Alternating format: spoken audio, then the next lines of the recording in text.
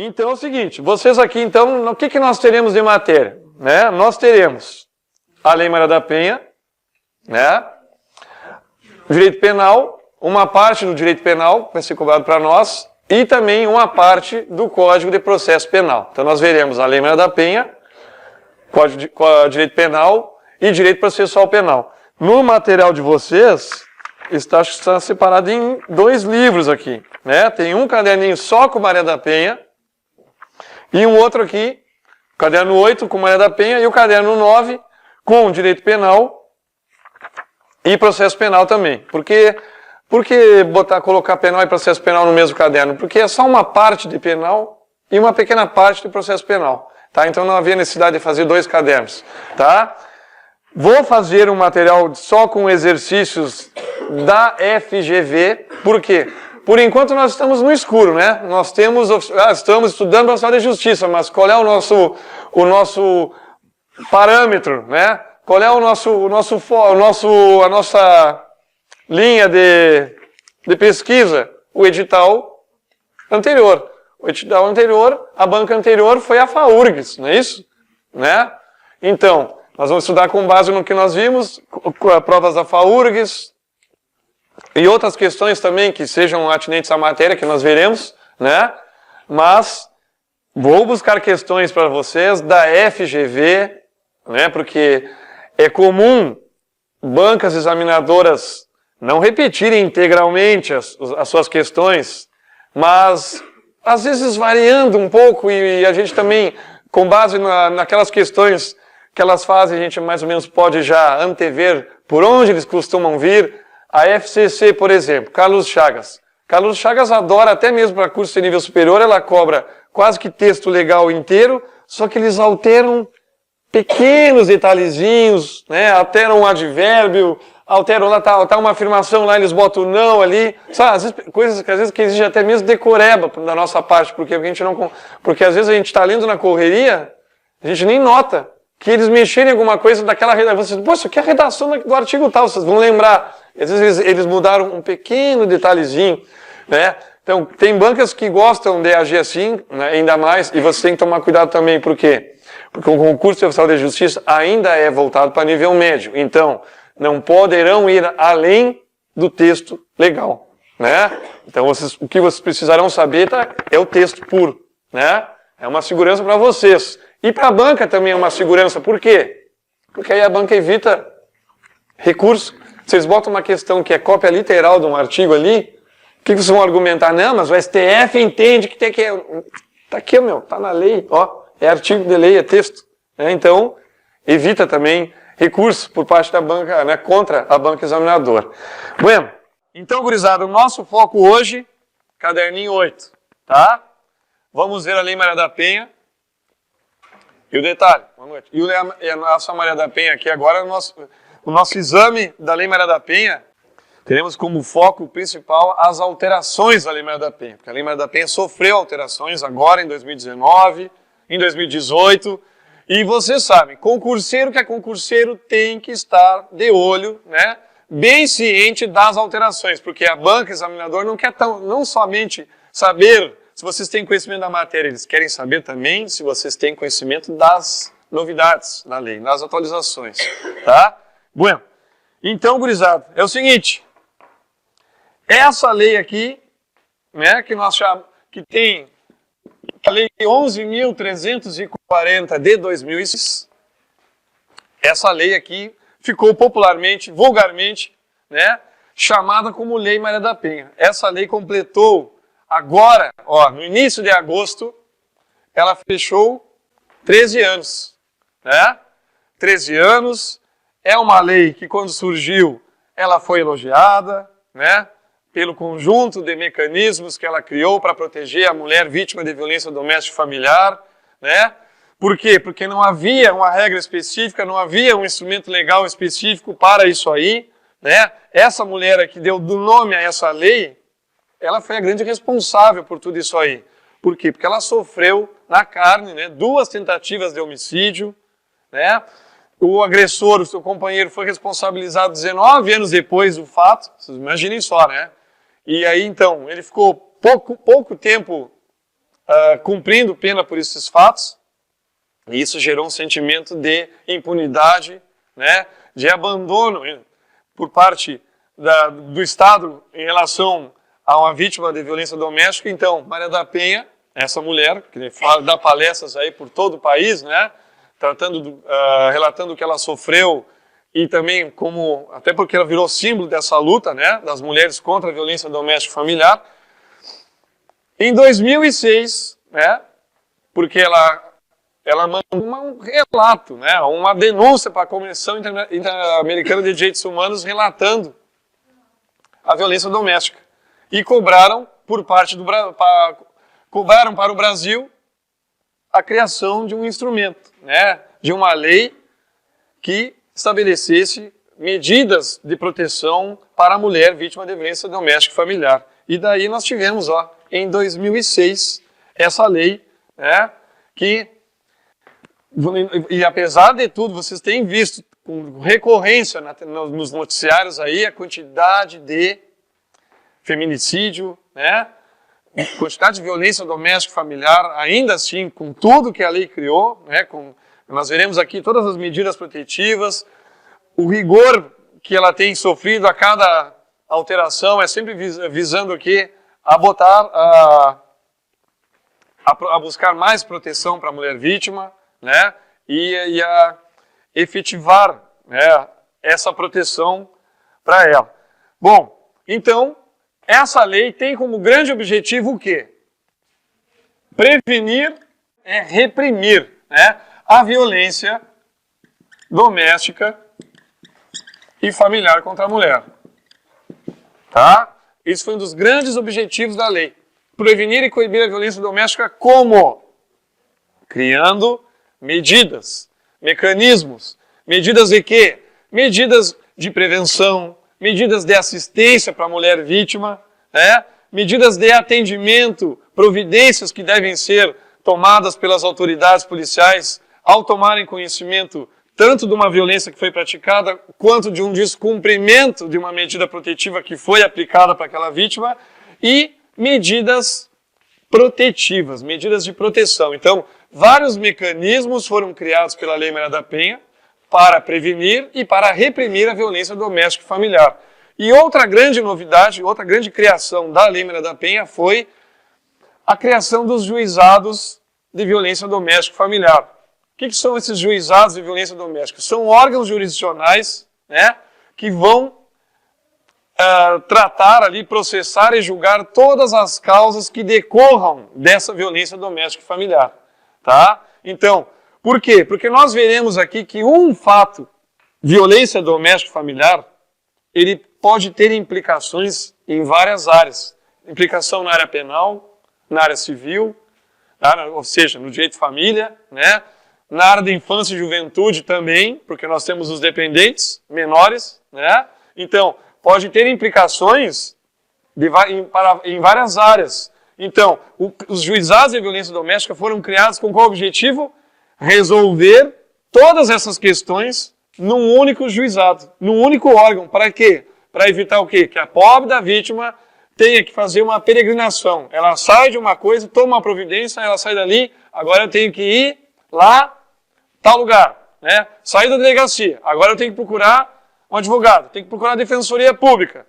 E ela vai, ela quer resolver, agora tem que procurar a promotoria para resolver a questão dos menores, por exemplo, né? Então imaginem, todo um calvário para essa vítima, para ver atendidos todos os seus direitos e ver resolvido todos os seus esses reflexos aqui, da violência doméstica. Porque realmente, quando a gente fala violência doméstica, né, e a gente fala em Lei Maria da Penha, o que nos vem em mente no primeiro momento é o crime, não é isso? Né? É a lesão corporal, é o homicídio, né? A matéria penal é o que nos vem no primeiro momento quando a gente fala em Lei Maria da Penha.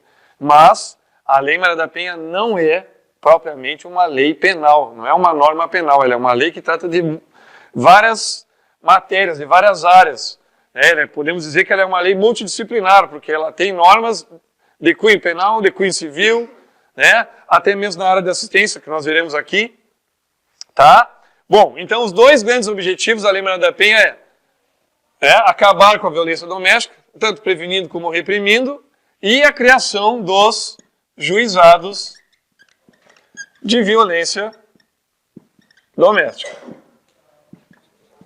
Tá? Isso aí você já vem aqui na lei aí, logo no início. Ó. No próprio artigo 1º aí, você já tem os grandes objetivos da Lei Maria da Penha. Bom, vamos agora estudar os sujeitos dessa relação aqui, para a gente entender bem. Temos como foco, então, a violência, né? E temos, então, um sujeito ativo e um sujeito passivo. Sujeito ativo. Sujeito ativo aqui, sujeito ativo é quem pratica a violência, né? Aqui na Lei Maria da Penha nós chamaremos de agressor, quem pratica a violência doméstica. Quem é agressor? Agressor pode ser tanto homem quanto mulher. Inclusive, adolescente. Tá? Pode ser agressor, para efeito da Lei Maria da Penha. Quer dizer, então, que pode um neto que agride a avó, que agride a irmã, um adolescente que agride a irmã, né? Pode até ser uma irmã maior, de 18, pode caracterizar a violência doméstica familiar, beleza, tá? Então, agressor pode ser tanto um homem quanto uma mulher, inclusive adolescente. E sujeito passivo, aqui nós chamaremos ora como ofendida, ou também como vítima, tá? São os sinônimos aqui do sujeito passivo. Quem sofre a violência doméstica e familiar. Bom, e a vítima aqui é pessoa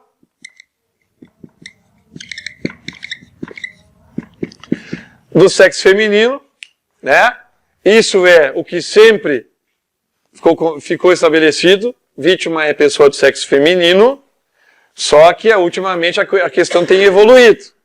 Há projetos de lei já visando a alteração disso aqui também. Inclusive, há um encontro, há o chamado FONAVID, né? Que é um Fórum Nacional de Violência Doméstica, que é um encontro para magistrados. Eles estabelecem orientações a serem seguidas por juízes no país.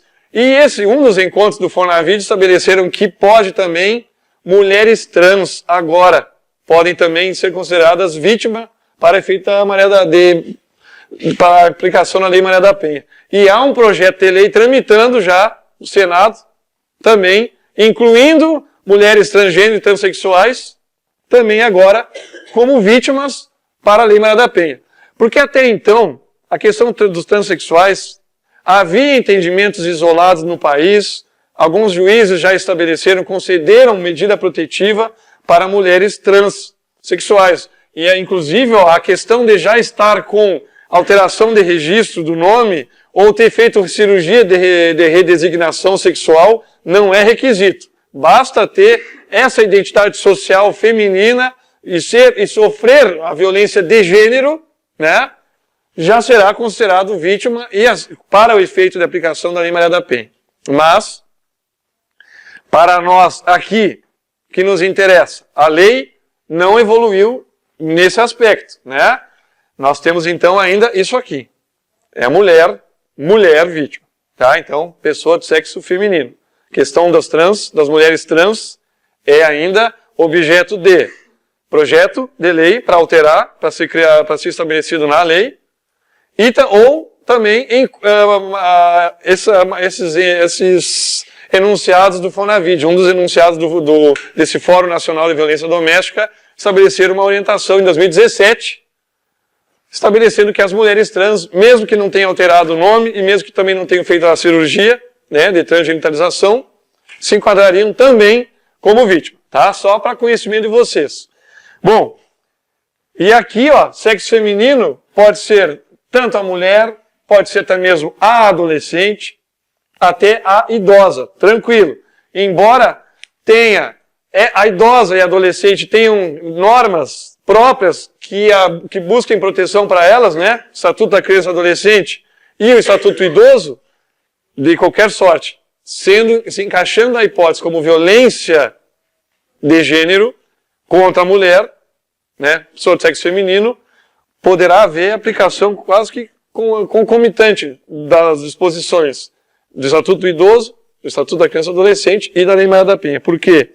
Ela não proíbe, ó, e daí onde é que nós tiramos essa possibilidade? Vejam aqui, ó. Olhem o 13 aqui, por exemplo, ó, dos procedimentos da Lei Maria da Penha. Aplicar-se-ão as normas do Código de Processo Penal, do Processo Civil e da legislação específica relativa à criança, ao adolescente e ao idoso que não conflitarem com o estabelecido nesta lei. Viram? Artigo 13, caput. Então, esta é a prova. Né? Havendo compatibilidade entre os dispositivos legais da Lei Maria da Penha com o ECA e com o Estatuto do Idoso, pode aplicar. Tá, galera?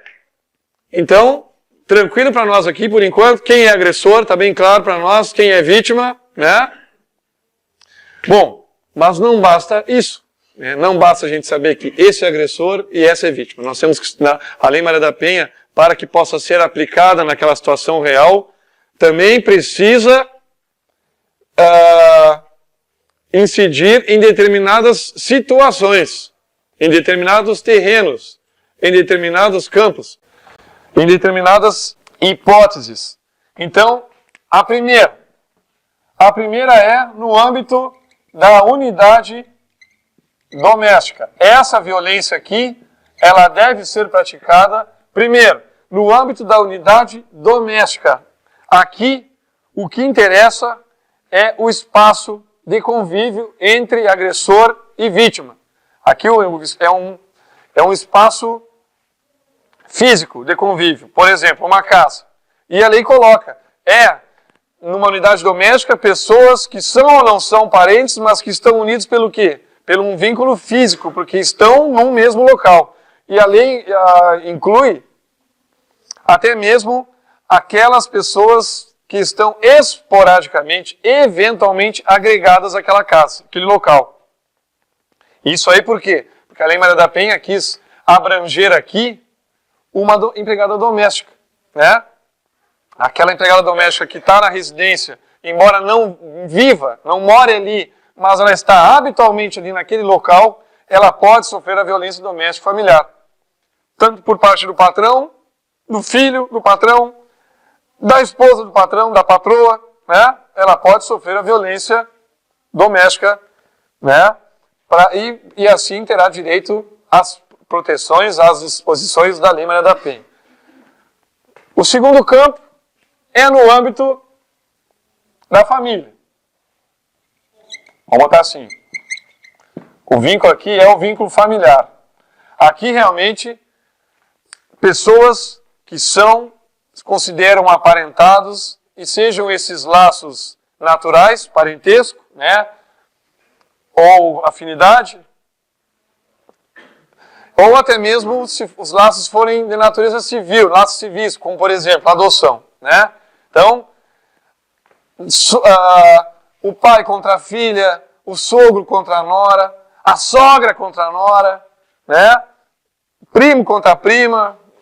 Claro que nós poderíamos ter até mesmo, moram na mesma casa e são parentes. Então, mais razão tem para aplicar, porque então está preenchendo mais de um terreno, né? Mas aqui, nesse primeiro momento aqui, o que envolve é o vínculo físico. Aqui já é o vínculo familiar, tá? Então, isso aí, pessoal, vocês têm aqui, ó, no artigo 5º, tá? Depois que nós tratamos isso aqui, a gente entra no conceito de violência. Então, no âmbito da unidade doméstica, da família e relação íntima de afeto. Então, gurizada, segundo alguns estudiosos, o terceiro campo é o principal foco, é o principal objetivo, né? É uma das principais razões da existência da Lei Maria da Penha. A violência doméstica e familiar leva em conta, né, como grande parte das situações, a relação íntima de afeto. Uma relação íntima de afeto que tenha pelo menos um pouquinho de habitualidade, né? Que tenha uma habitualidade, não é uma relação íntima de afeto eventual, né? Aquela situaçãozinha ali, deu aquela chamada no direct, assim, né? deu aquele encontro ali, daquela noite, deu e nunca mais se vira, e aí não tem direito, não tem como, né? Então é uma relação íntima de cunho amoroso, né? Barra sexual, barra, enfim, o que quiserem, mas que seja uma relação habitual, algo eventual, uma ficante, né? Depende da ficante, né? Se aquela ficante assim, o cara quer ser promovido a namorado e não é nunca, né? Aí, tá ficando, já tá 2 anos ficando, né? E aí, né? Então, daqui a pouco, será que... Ó, cada ficada foi um tijolinho, né? O cara já tava com a muralha, né? Então, daqui a pouco essa muralha, só que já não comprova que há uma relação íntima de afeto aí? Já não trocaram intimidades, informações íntimas, né? Um já sabe bem da vida do outro, um já sabe qual é os anseios do outro, já sabe os medos que ela tem, ou seja, acabou criando uma relação, ó, dele em relação a ela, de superioridade dele em relação a ela. Pô, já te dei tal coisa, já comprei isso aqui pra ti, ele já se coloca numa superioridade física, emocional, financeira, vejam só, e ela vai, ó, essa violência aqui, ó, é a violência de gênero, que nós temos que ver. E ela sendo cada vez mais colocada para baixo, por quê?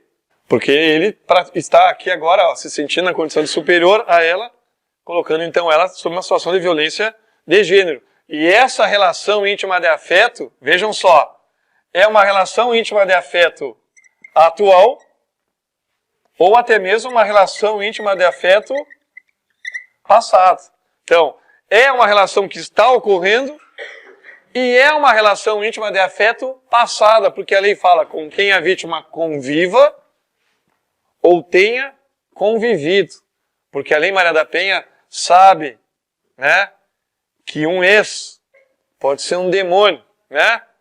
O ex possessivo, aquele que não renuncia, né? Aquele que não desiste, ele pode atormentar essa vítima. Aquele que não aceita um fim de um relacionamento, ele pode praticar a violência doméstica. Entenderam? Então, é uma relação íntima de afeto atual ou passado. Outra questão, essa relação íntima de afeto tem que ser civilmente, né, penal, civilmente lícita, né? Ou seja, a esposa pode sofrer violência doméstica familiar? O que vocês acham? A esposa, perfeito, né? Relação íntima de afeto. A namorada pode? Pode. A noiva? Pode. A amante? Claro. Não, amante não. Porque bem moralista, né? Não, amante não. Mas, gurizada, é o seguinte. Então, relação íntima de afeto atual ou passada. E o detalhe, e essa relação íntima de afeto independe de coabitação. O que significa? A relação íntima de afeto não exige que agressor e vítima vivam ou tenham vivido sob o mesmo teto, tá? Então, porque a lei quer justamente colocar quem aqui, ó? Os namorados, né? O noivo, que enrola, que não casa nunca, né? Então, até hoje, cada um na sua casa. Ah, quando é que nós vamos juntar as escovas? Não, agora quando eu passar no concurso Tribunal de Justiça, agora sim. Agora nós vamos casar. E aí vai. E aí, não, mas eu quero ser ministro STF, né? É meu sonho, né? E aí o cara chega lá, não, e agora eu quero ser presidente dos Estados Unidos. Imaginem só, e a mulher lá, coitada, está 40 anos noiva, né? A aliança, veja, o cara já está passando o braço. Tá passando até aquele desengripante, né? Na aliança. Imaginem só a situação. Então, essa relação íntima de afeto independe de coabitação, tá? Isso é tranquilo e eu insisto com vocês aqui porque banca adora cobrar isso aqui. Como se morarem juntos fosse um requisito para a proteção, tá? E tá claríssimo aqui para nós, né? Não é.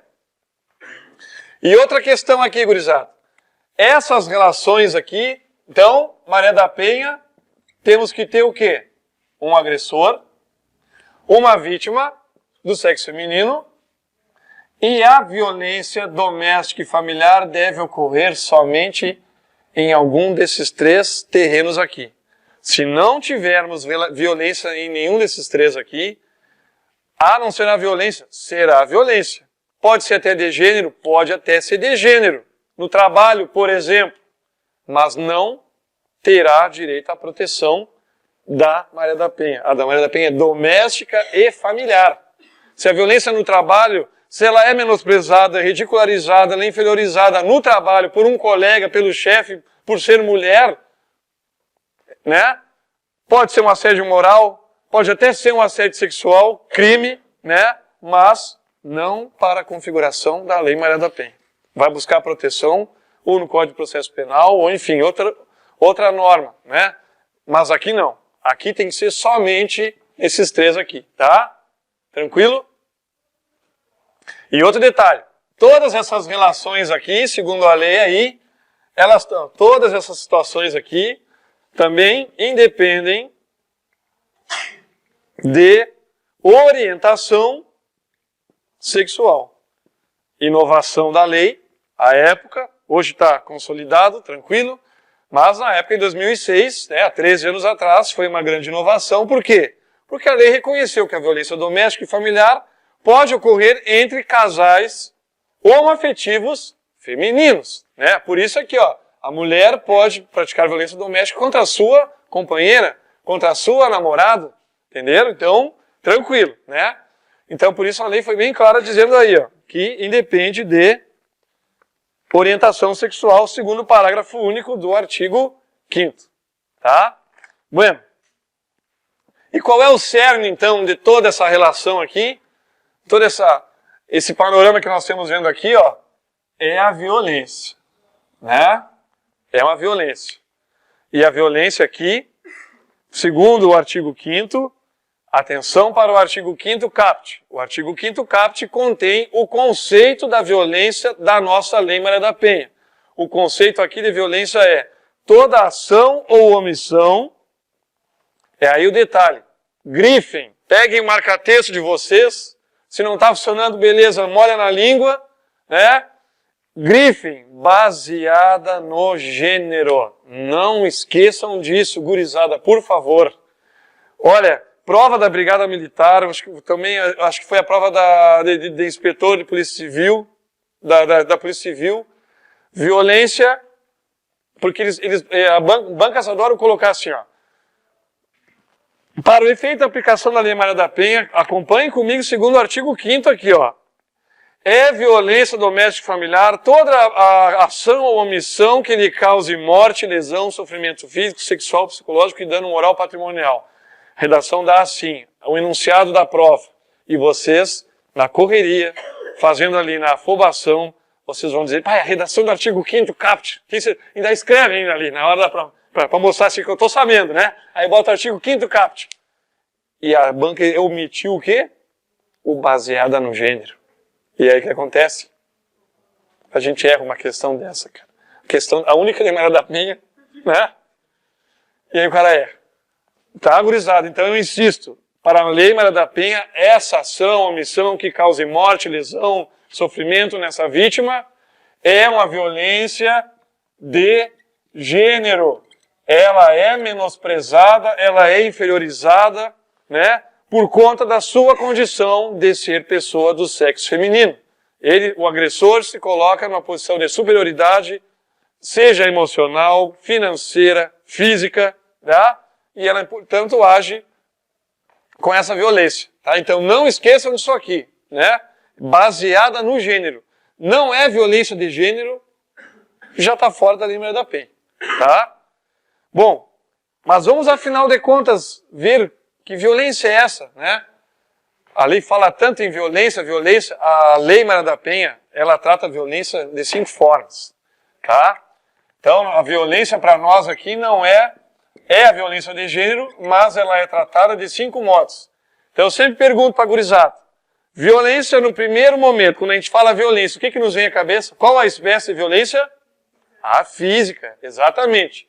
Então, a primeira é realmente a violência física, né? E daí porque a gente tem uma tendência a achar que a Lei Maria da Penha é uma lei penal. Tanto que a gente vê muito aí, tu viu só? O fulaninho lá deu Maria da Penha nela. Né? Tu viu que ele está respondendo pela Lei Maria da Penha? Né? O cara cometeu uma Maria da Penha. Como assim cometeu uma Maria da Penha? Porque tem crime, né? Ele praticou praticou homicídio, praticou lesão, não, praticou Maria da Penha, uns falam, né? Não, então por quê? Porque a gente tem a tendência, foi uma lesão ou foi uma tentativa de homicídio que se encaixa como violência doméstica familiar, a pessoa já acha que é a Lei Maria da Penha. Mas a Lei Maria da Penha, como eu falei para vocês, ela não prevê crimes contra a vida, contra a integridade, né? Isso aí estão lá no Código Penal.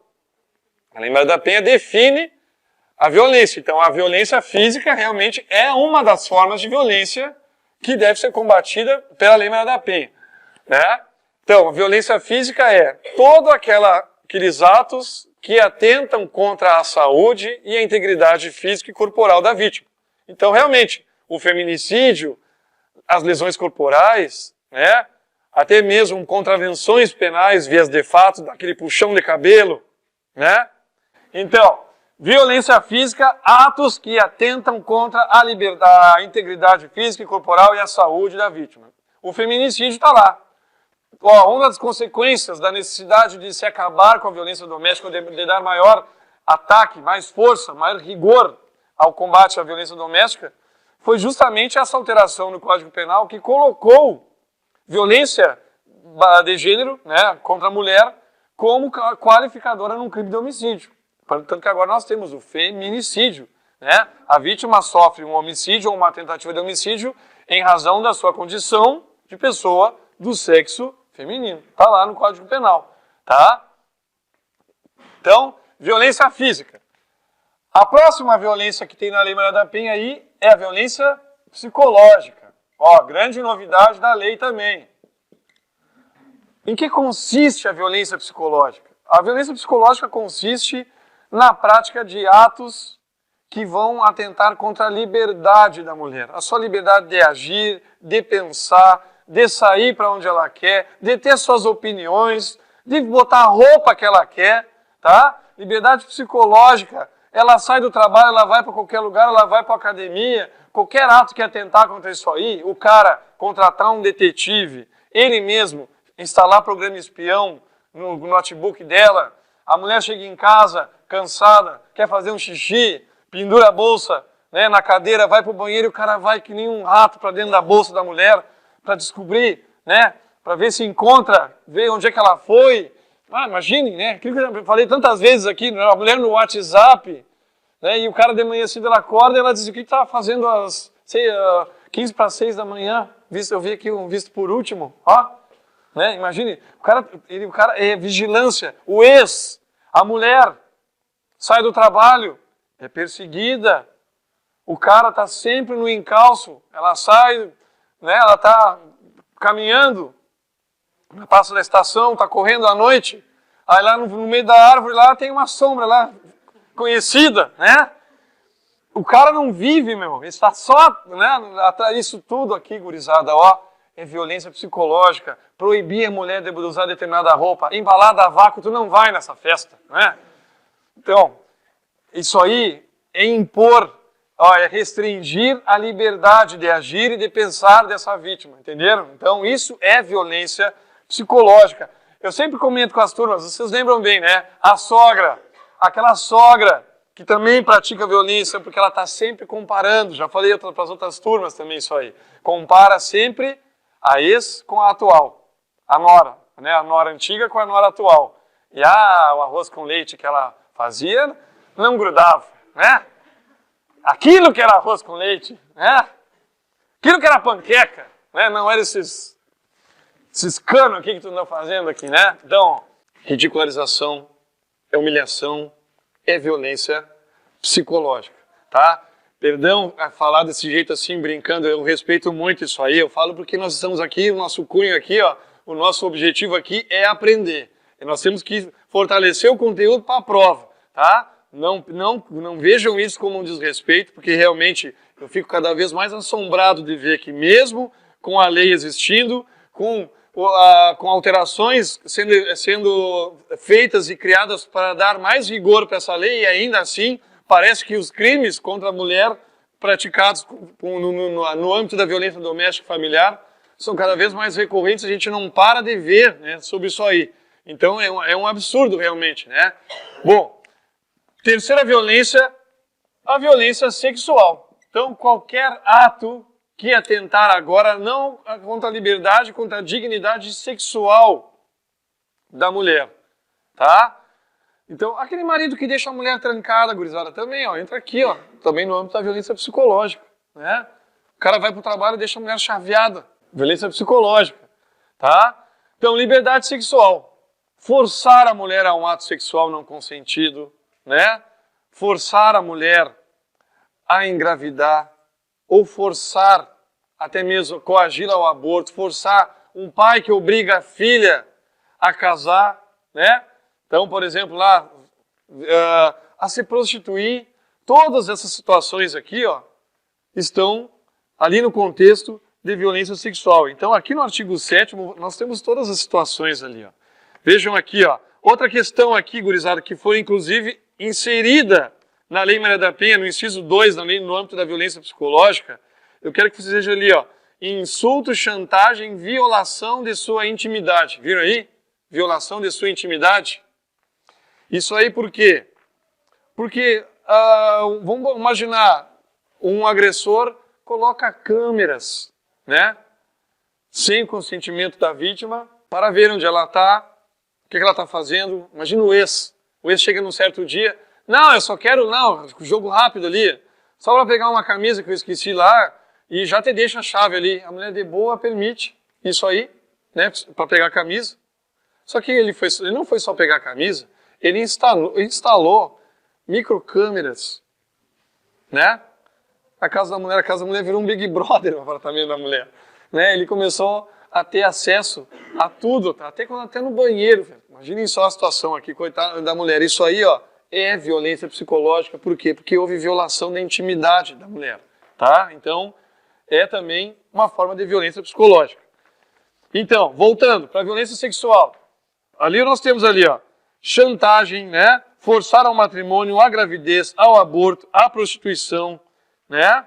Então, todas essas situações aqui de ordem sexual entram aqui como violência, né, sexual. A próxima inovação da lei, olha aí, também, né, na época, reconhecendo os direitos da mulher, a mulher inserida no mercado de trabalho, a mulher alcançando as suas metas profissionais aí, né, com o seu trabalho, então, ó, e produzindo seu patrimônio, qualquer ato que atentar contra o patrimônio dela. Ele destruindo, né, destruindo instrumentos de trabalho dela, destruindo patrimônio individual dela, ou até patrimônio que ainda é comum, que não foi partilhado entre o casal, né? Todos esses atos aí, retenção, eu só vou te devolver essa joia se tu voltar para mim, se tu admitir, se tu pelo menos aceitar conversar comigo a respeito, né? Tem um DR, pós, fim do relacionamento. Então ele retém instrumentos de trabalho, ou ele retém objetos que ele deu, doações, bens que ele havia dado para ela de presente, ele retém, pega de volta, né? Então, bens que ele indevidamente tomou da vítima. Então, ó, é tudo violência patrimonial, tá? E por fim, violência moral, né? Atos que vão atentar contra a honra, tanto a honra objetiva da vítima. O que é a honra objetiva? É a imagem que todas as pessoas que ela tem dela, e a honra subjetiva, que é a autoestima dela, né? A imagem que ela tem de si. Então, atos que impliquem, né, crimes contra a honra, como crimes de calúnia, difamação, injúria. Então, todos esses aí caracterizam aqui, ó, como violência moral. E o detalhe, essa violência aqui é uma violência dolosa, ou seja, é a violência que foi praticada com intenção, consciente, com consciência e vontade de praticar essa violência, tá? Derrubou um vaso sem querer em casa, na cabeça da mulher, né? Derrubou sem querer um armário aéreo, né? Isso não vai caracterizar a violência física da Lei Maria da Penha, porque é uma violência culposa, foi por imprudência, por negligência. A violência aqui, para efeito de aplicação da Lei Maria da Penha, será necessariamente uma violência que tenha sido com intenção, né? Tá, gurizada? Intenção de violar a integridade física e corporal, a liberdade de agir, a dignidade sexual, o patrimônio ou a honra dessa vítima, tá bem?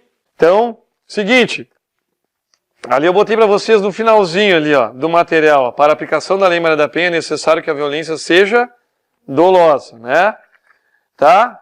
E bom, então vejam aí, ó, a Lei Maria da Penha criou todos esses mecanismos para acabar e prevenir a violência, né? Para acabar com ela. Por quê? Porque a lei reconheceu que a violência doméstica e familiar ela não pode ser resolvida como algo pequeno, algo que é particular do casal, por exemplo, numa relação de afeto, ou que fica ali restrito àquele ambiente doméstico e familiar. Não, ela deve ser combatida e a vítima deve ser encorajada a buscar a proteção. Então, e a grande prova, uma das provas mais claras de que a violência doméstica e familiar foi erigida realmente a um status bem maior de gravidade, é o próprio artigo 6º. Olha o artigo 6º aí da lei. O que diz o artigo 6º? E insisto, cai em prova. A violência doméstica e familiar contra a mulher constitui uma das formas de violação dos direitos humanos. Viram só? Um nível maior foi atingido. Agora, a violência doméstica, então, praticou a violência doméstica, é violar os direitos humanos. Tá?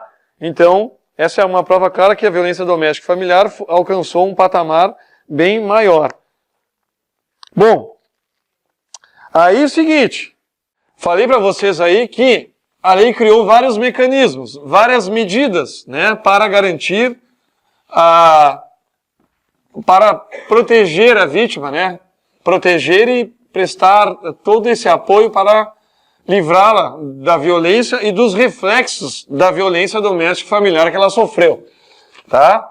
Então, nós podemos dizer que a lei cria medidas, né? Medidas de prevenção, medidas de assistência, medidas de atendimento e medidas de proteção, tá? Basicamente, são essas 4 medidas aí que a Lei Maria da Penha criou. Bom, artigo 8º, artigo 9º, artigo 10. E depois as protetivas a gente vê adiante. Então, artigo 8º, medidas integradas de prevenção. Aqui na área de prevenção, isso mostra que a Lei Maria da Penha, ela quer acabar com a cultura da violência doméstica e familiar. E acabar como? Informando, qualificando, mostrando os malefícios da violência doméstica, inclusive em escolas, né? Por quê? Porque é com o objetivo de acabar com a cultura da violência. Por quê? Porque vítimas ou menores que vivenciam, que presenciam violência doméstica, há uma possibilidade de que no futuro eles venham a praticar essa violência. Então, a necessidade de colocar até em currículos escolares matéria relativa à violência doméstica e familiar contra a mulher. Usar a mídia também, né? Material informativo de todos os efeitos negativos da violência doméstica e familiar, né? Prevenindo também no sentido de que? De encorajar a vítima. Porque muitas vezes, grande parte das vezes, a vítima de violência doméstica e familiar, ela não traz o fato à tona. Por que ela não traz à tona o fato? Por várias situações. Primeiro, às vezes pela dependência econômica com o agressor, né? O provedor da casa, se eu tirar, como é que eu fico? Como é que ficam os meus filhos, os pequenos, se esse cara sair? Né? Se prenderem esse cara, se ele for afastado do lar, eles fogem daqui a pouco, e aí? Quem é que sustenta? Né? Isso aí. Segundo, as mães às vezes reconhecem que apesar dele ser um diabo com ela, é bom pai, um pai apaixonado e os filhos são apaixonados pelo pai. Aí o que ela resolve? Não posso privá-los do contato com o pai. Então ela o quê? Ela mata no peito e segue sendo submetida à violência doméstica. Imaginem só que absurdo, né? Terceiro, a vítima mesmo, ela acha que ela deu aso à violência. ela se coloca numa posição de culpada pela violência que ela está sofrendo. Entenderam? Imaginem só, né? Então, por todas essas razões, a violência doméstica acaba ficando onde? Na clandestinidade, guardadinha ali, ó, entre quatro paredes, né? E por isso prevenção também em que sentido? Qualificar agentes de saúde, né? Aqueles técnicos de enfermagem que trabalham num postinho de saúde ali, ó, por exemplo, eles devem saber que aquela moça que tem comparecido ali a cada 2 vezes na semana alegando que eu sou desastrada, que eu caí, que eu estou sempre me batendo, com sinais evidentes de que sofreu violência doméstica, né? Porque a necessidade de quê? Na área da prevenção. Saber identificar e orientar ou encaminhar o caso para um órgão que possa investigar isso aí. Ou um Ministério Público, ou um centro de referência até na área da ciência social daquele bairro, né? Tem o CREAS, né? Que a gente chama, né? É um centro de referência. Como é que é centro de referência? Eu sei que é na área da ciência social. Tá? Então, outra questão aqui do artigo 8º, gurizada. Vejam ali, ó, nós temos 9 incisos ali que tratam de medidas de prevenção. Até mesmo na mídia, ó. O respeito nos meios de comunicação social dos valores éticos e sociais da pessoa e da família. A implementação de atendimento policial especializado para as mulheres. Ó, foi também uma novidade da lei. A lei que já estabelecendo que os governos federal, estadual, né, devem providenciar, ter delegacias, núcleos especializados em atendimento à mulher. Aqui em Magé, por exemplo, nós temos a DEAN, que é a Delegacia da Mulher, né? Tá aí, ó. É um dos reflexos aqui, ó, da medida de prevenção, né? Convênios, capacitação permanente das polícias civil e militar, inciso 7º do artigo 8º. Olhem ali, ó.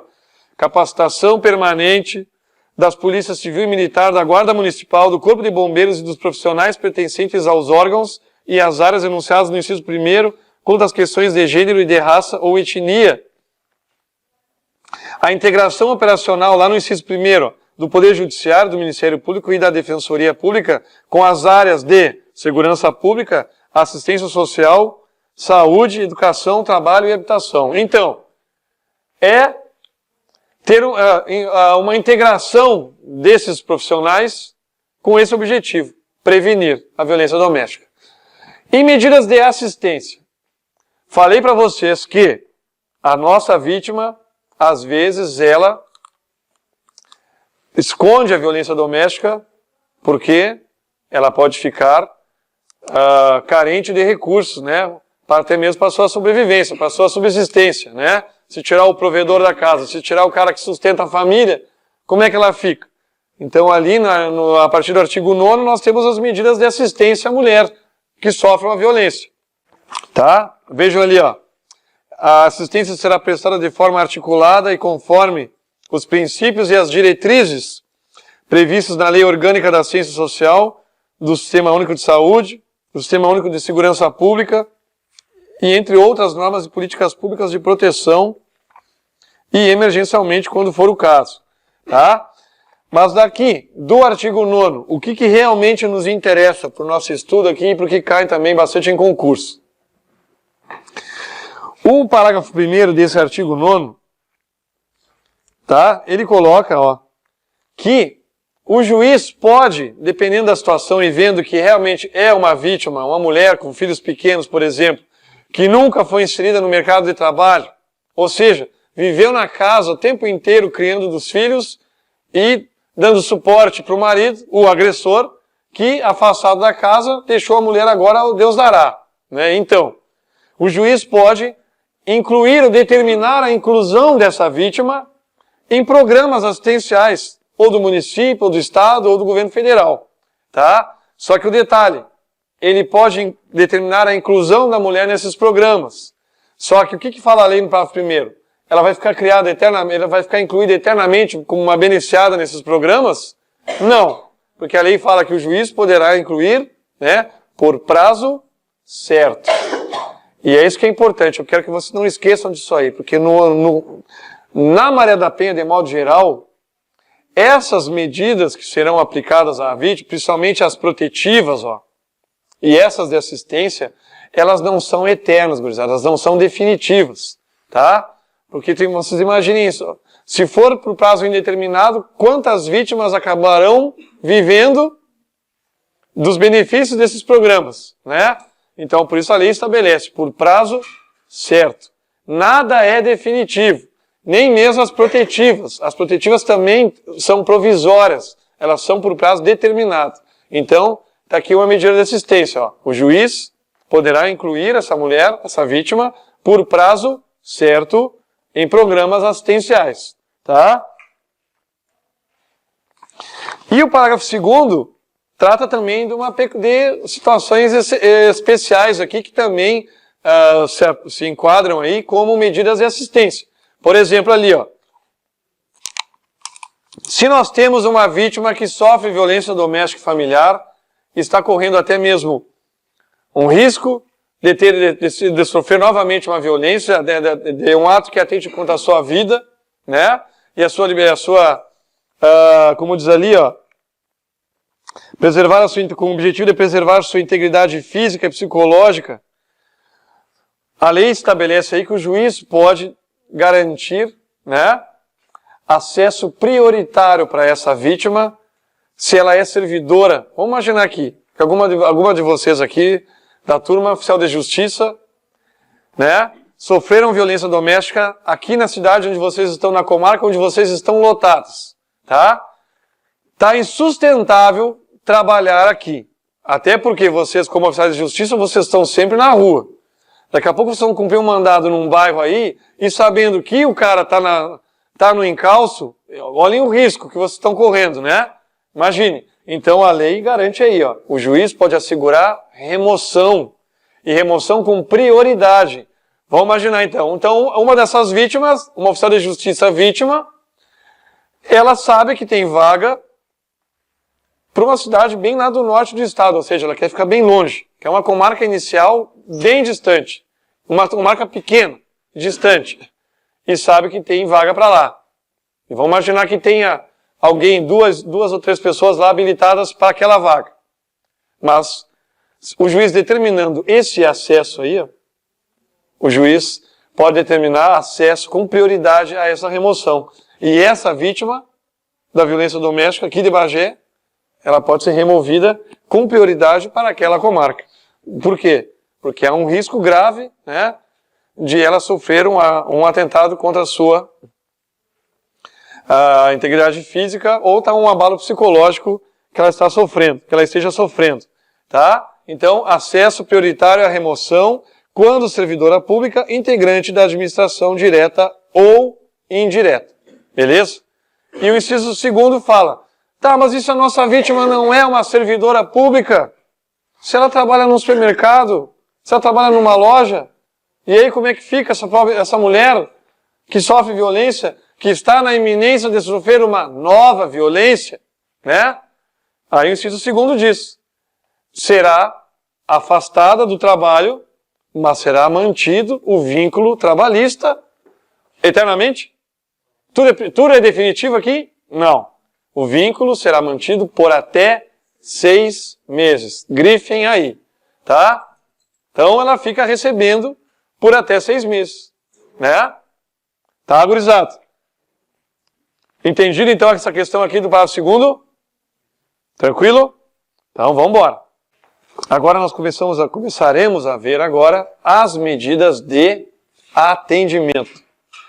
Quando eu falar medidas de atendimento, são medidas que a lei Maria da Penha estabeleceu para serem cumpridas, para serem efetivadas pela autoridade policial e seus agentes, né? Então, pela polícia, de modo geral. Seja a polícia civil ou polícia militar, tá? A brigada ou a polícia civil. Então, vamos ali, ó. E essas medidas que nós veremos aqui, a partir do artigo 10, elas se aplicam tanto para situações em que uma violência doméstica nova surgiu, como também para aquelas situações em que foi noticiado descumprimento de medida protetiva, tá? Então vamos lá. E aqui nós temos que ver uma alteração, gurizada. Vejam aí, ó, o artigo 10A. O artigo 10A foi inserido em 2017, então nós temos que estar de olho nisso aí, tá? O artigo 10A, ele prevê uma série de metas, de diretrizes, né, que devem ser adotadas pela autoridade policial em relação à inquirição. O que é inquirição? Ao ato de ouvir, de tomar depoimento da vítima e de seus dependentes também. Né? Por quê? Porque vejam só, né, gurizada? Já não basta tudo que ela sofreu e agora ela vai ter agora que expor, né, reviver os fatos para a autoridade policial, para ela, justamente por quê? Porque ela vai fornecer prova para se buscar ali, ó, né, a responsabilização desse agressor.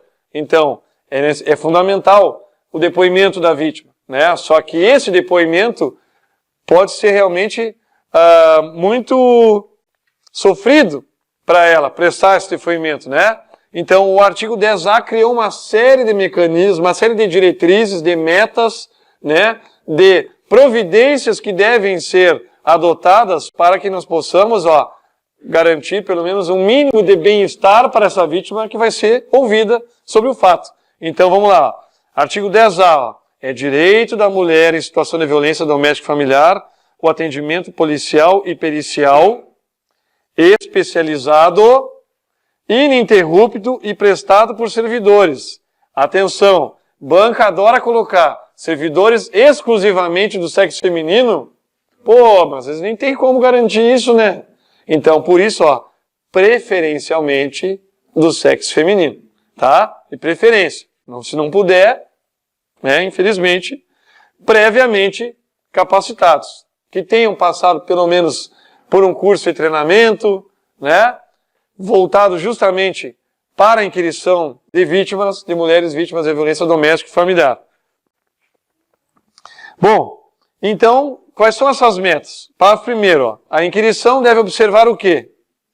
Primeiro, inciso primeiro, salvaguarda, garantia, né, da integridade física, psíquica e emocional da depoente, considerada a sua condição peculiar de pessoa em situação de violência doméstica e familiar. Isso é óbvio, né? Levar em conta o quê? Que ela acabou de sofrer uma violência doméstica e familiar. Então, vamos pegar leve na inquirição dela. Segundo, olhem só, isso é importante. A garantia de que, em nenhuma hipótese, ela terá contato com o agressor. Tá? Ou com o agressor, vejam só, ou com o agressor, ou com familiares desse agressor, tá? Ou até mesmo suspeitos e pessoas a ele relacionadas. Até mesmo um suspeito de ter sido o agressor, para a vítima, ó, ela não pode ter contato direto com esse cara. Tá? E o detalhe, essa proibição de contato, ó, vale tanto para ela, familiares e testemunhas. Tá? A amiga, a vizinha que estava com ela quando ela sofreu a violência, estavam as duas saindo do cinema. E o cara foi lá e agrediu ela ali, na galeria, no cinema. Né? Tudo a violência doméstica familiar aqui. Mesma coisa, o ex, né? Tinha acabado de brigar, não quis retomar o relacionamento, foi lá o cara, agrediu a mulher e o que aconteceu? Ela e a amiga. Né? Então ela foi ouvida, também com essa garantia dele que não vai ter contato com ele, e a amiga que é uma testemunha, também. Tá? E terceiro, não revitimização da depoente, evitando sucessivas inquirições sobre o mesmo fato nos âmbitos criminal, civil e administrativo, e bem como questionamento sobre a vida privada. Então vamos lá. O que é essa revitimização?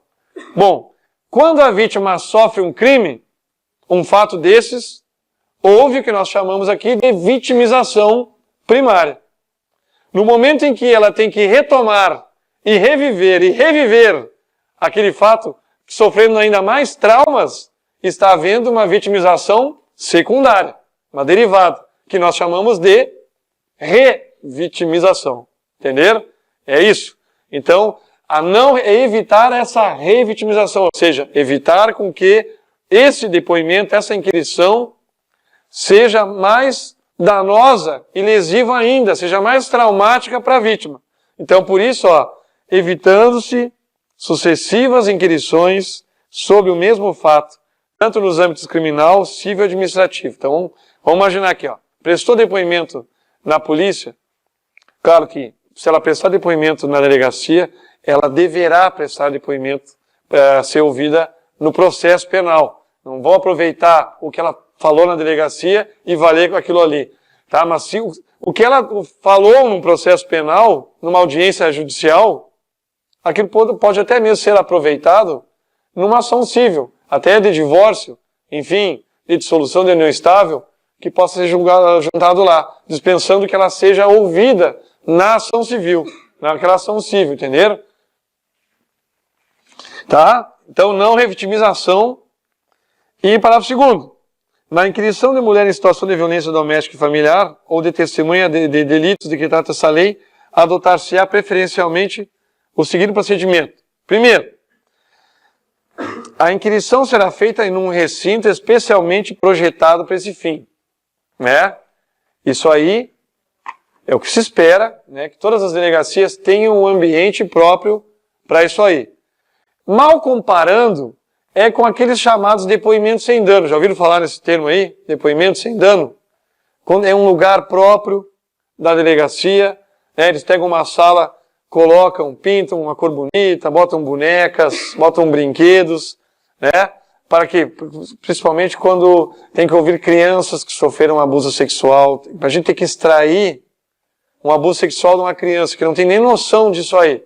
Então, com psicólogos, não tendo psicólogos, são os servidores dali da delegacia mesmo.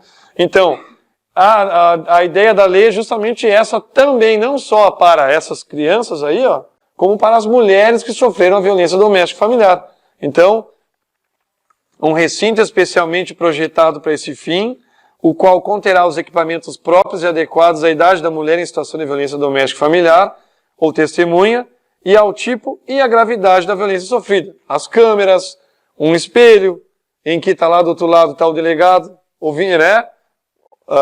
Tomando as declarações ou dando instruções para a psicóloga ou para a funcionária, a servidora, né?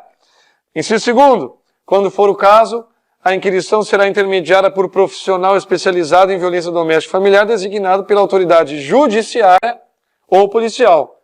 Uma psicóloga especializada, né, com mestrado nessa área de violência doméstica e familiar, vítimas de abuso e violência, né, pode ser também aqui.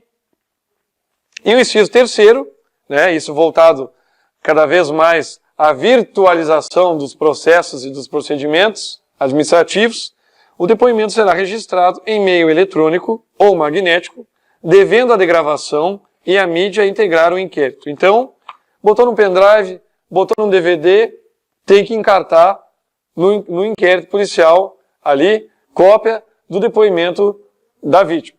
Tá? Então, foram novidades ó, do 10A. Então, o 10A, basicamente, é o quê? Providências, cautelas, metas que devem ser observadas pelas autoridades quando se trata da inquirição, quando se trata do ato de ouvir a vítima e até mesmo testemunhas da violência doméstica e familiar. Tá, gurizada? Então, agora a partir do 11, ó, agora nós passamos a ver exatamente as medidas de atendimento. Aí a gente pergunta, pô, mas tinha necessidade de estabelecer o que compete à autoridade policial, né? É bom, foi bom, até para evitar conflito de atribuições. Ah, isso é da polícia. Não, isso aí é o judiciário que tem que fazer. Então, isso é polícia militar, isso é polícia civil. Enfim, é polícia de modo geral. Artigo 11 diz ali, ó. Primeiro, no atendimento à mulher em situação de violência doméstica e familiar, a autoridade policial deverá, entre outras providências. Aí começa o artigo 11 dizendo que ele tem um rol de 5 providências, mas não se esgotam nessas 5. Por isso que diz, ó, entre outras providências. É um rol meramente exemplificativo. Então vamos lá. Primeiro, garantir proteção policial, quando necessário, comunicando de imediato ao Ministério Público e ao Poder Judiciário. Proteção policial, leia-se escolta. Vocês imaginem a vítima andando com escolta, né? Pega um policial militar, tem que largar o postinho ali para acompanhar a vítima. e ficar com ela, né? Só falta a música do Guarda-Costa, aquela. Ah, que besteira. Mas é o seguinte, gurizada, o que eu quero dizer para vocês é, show de bola essas medidas aqui do artigo 11, mas no mundo real, difícil a implementação dessas medidas aqui. Seriam perfeitas, né? Uma proteção policial. Tá, essa aí é meio complicado. 2, encaminhar a ofendida ao hospital ou posto de saúde e ao IML. Essa aqui, tranquilo de acontecer, né? A vítima sofreu violência. Pediu socorro da Brigada Militar, a Brigada Militar leva, policiais militares da viatura levam ela para um posto de saúde ou para o IML, pronto-socorro, a mulher está toda lesionada, toda machucada, né? Então, tranquilo. 3, fornecer transporte para ofendido e seus dependentes para abrigo ou local seguro, quando houver risco de vida, né? Quando houver risco dela ficar viva, né? Chiquinho, que da redação, né? Podiam melhorar isso aqui, está alterando tanto a lei, por que não altera isso aqui? Quando houver risco de vida, risco dela sobreviver, né? Então, fornecer transporte, porque pode acontecer o seguinte, a vítima ela vai na delegacia, ela registra ocorrência, ela pede medida protetiva, e aí? Aí fica a mulher, para onde a senhora vai? Ela disse, eu não tenho para onde ir, né? O meu único vínculo nessa cidade é com o rapaz lá, o agressor. Então, não tenho para onde ir. Ah, mas eu tenho familiares que moram em Candiota, por exemplo. Ah, vamos ser razoáveis, né? Não, eu tenho uma família que mora em Fortaleza, né? Vamos, né? Aí também não é por aí, né? Mas pode acontecer também de não ter familiar em lugar nenhum. Então a providência é o quê? Levar a vítima para uma casa-abrigo. O que é uma casa-abrigo? É um lar que os municípios mantêm, que é próprio, né, para garantir proteção às vítimas de violência doméstica e familiar. Aqui em Bagé nós temos uma casa de proteção às vítimas. E, de tempos em tempos, ela muda de endereço. Né? Por quê? Para evitar que agressores tomem conhecimento desse local, da existência desse local. Né? Então, de tempos em tempos é uma casa, vocês não vão encontrar nada dizendo que é uma casa de proteção às vítimas de violência doméstica, né? Tá? Temos um coordenador, inclusive, que toma conta daquela casa. 4. Se necessário, acompanhar a ofendida para assegurar a retirada de seus pertences do local da ocorrência ou domicílio familiar. Tranquilamente também, né? Quantas situações poderíamos aqui enumerar de vítimas que saem na madrugada com os filhos no colo, sem pegar nem documento, nada. Só quero me salvar disso aqui. O cara chegou embriagado, sob efeito de drogas, né? Quebrando tudo, indo direto, mirando direto nos pequenos e nela. O que ela fez? Fugiu com todos, da forma como deu para fugir, com roupa do corpo, só, puramente. Então, afastado o agressor, vamos imaginar que tenha sido concedida a protetiva de afastamento, né? Ela precisa voltar ao local com segurança para retirar os seus pertences, né? Pegar pelo menos certidão de nascimento dos filhos, a roupa, né? Tá? Então, se necessário, por isso, se necessário, acompanhar a ofendida para retirar dos seus pertences. E o inciso 5º, daí porque também tínhamos qualificação como proteção, como prevenção, informar a ofendida das medidas protetivas que existem em favor dela. Ou seja, encorajar a vítima a buscar a proteção. Tá? Então, por isso inciso 5º, informar a ofendida os direitos a ela conferidos nesta lei e os serviços disponíveis. Tá? Tranquilo? Fiquem assim, com as medidas de atendimento. Na próxima aula nós veremos o procedimento, como se dá a partir do momento em que é noticiado um fato e como se pede a proteção. Tá? A gente segue vendo. Tá? Boa noite então.